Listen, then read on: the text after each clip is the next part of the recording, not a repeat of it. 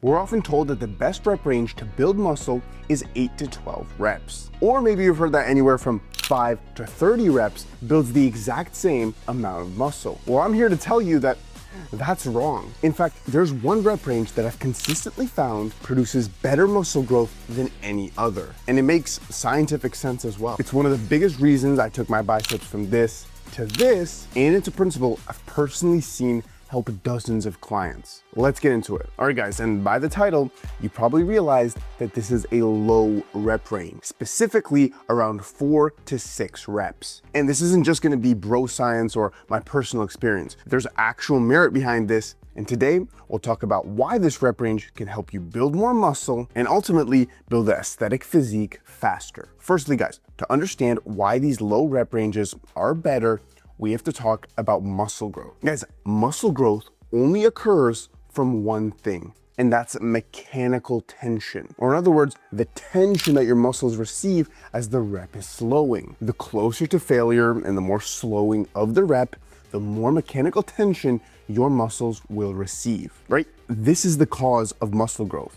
Not the burn, not the pump, not time under tension, but simply mechanical tension. Now, that means when we're deciding between high rep sets or low rep sets, we have to think about it through the lens of maximizing mechanical tension. And let's just do this through a quick example of a 10 rep set for your biceps versus a 5 rep set for your biceps. Now, if you're doing a 10 rep set to failure, you're of course gonna build muscle and receive tons of mechanical tension. But if you think about actually doing the set, then you'll realize that the first 5 reps of that 10 rep set aren't very stimulating. In fact, if you only did the first 5 reps of the 10 rep set, then you're not gonna build any muscle. And that just leads to the question of, why are you even doing them? They're not growing you any muscle, they're just getting you to the last 5 reps, but with that, they're also generating fatigue. Now compare that to simply doing a set of 5 reps in the first place, and you'll see here that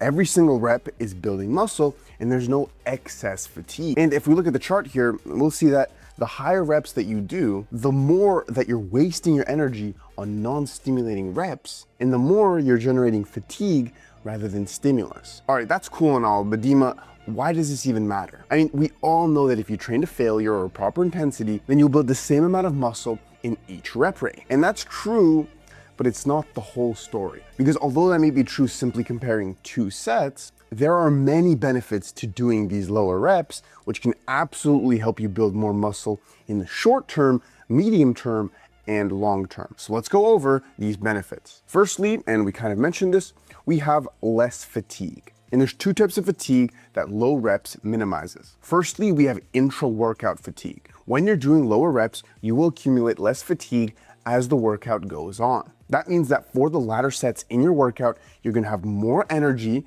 gonna be able to produce more motor units, and gonna be able to grow more. This is a huge benefit that you can feel almost right away. The second type of fatigue that low reps minimizes is going to be post-workout fatigue. And this simply means less muscle damage and less muscle soreness per set. This means that you can straight up recover faster, both locally and systemically. Again, that's a huge benefit. If you're able to be in the gym more often, then you're 100% going to grow more muscle. And guys, when talking about less fatigue, you have to keep in mind that this is given the same amount of stimulus. Again, you do all your sets with 10 reps or you do all your sets with 5 reps, you're gonna grow the same amount of muscle. But in the 5 rep group, what we're saying is that you'll generate less fatigue. The second benefit, and this is going to be more of a programming one, is that it's easier to gauge RIR, or reps in reserve. For example, guys, let's say you were doing that 10 rep set of bicep curls and I told you to stop at 1 rep in reserve. This would technically be optimal, and let's say that's what your program says to do. Well, if it's a 10 rep set,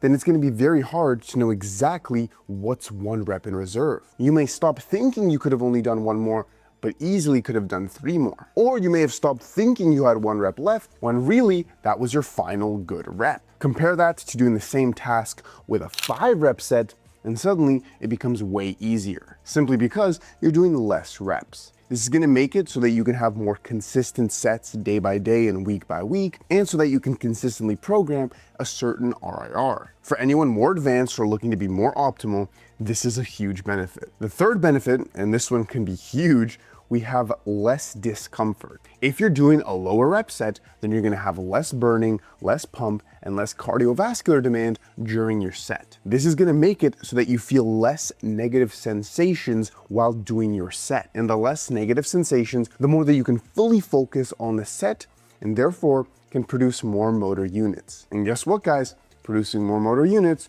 will absolutely make you build more muscle. The last benefit of doing lower rep sets, and this one might be a bit subjective, is that it's simply more fun and motivating. Working out with higher weight is simply cool, and for a lot of people is more fun to progress on. For example, if I'm doing the recline curl with like 50 pounds, I'm gonna feel like the man. And that positive perspective and mindset doing that high weight will most definitely keep me more consistent, but can also potentially help me push harder. Now, after hearing those benefits of doing lower reps, you might already be fully convinced. But before you just switch every exercise you're doing to low reps, continue watching. Because now we have to quickly talk about the downsides of low reps, and then at the end of the video, we'll talk about the actual application that you can go away with. Now, in terms of downsides, there are two main downsides of doing low reps. The first and main downside of low reps is that it's harder to maintain form. And we'll talk about this more at the application section, but guys, if your form is bad while doing low reps,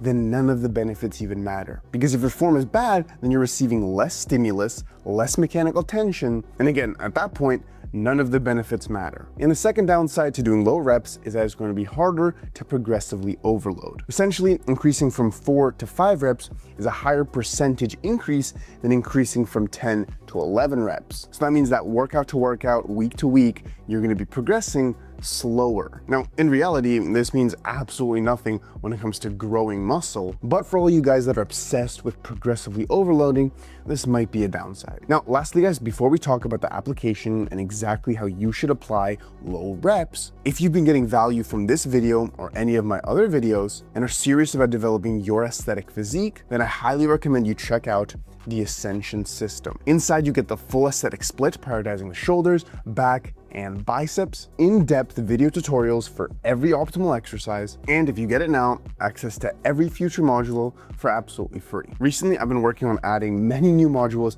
to the system, including various full guides in the external section. If you're serious about your results, check the first link in the description.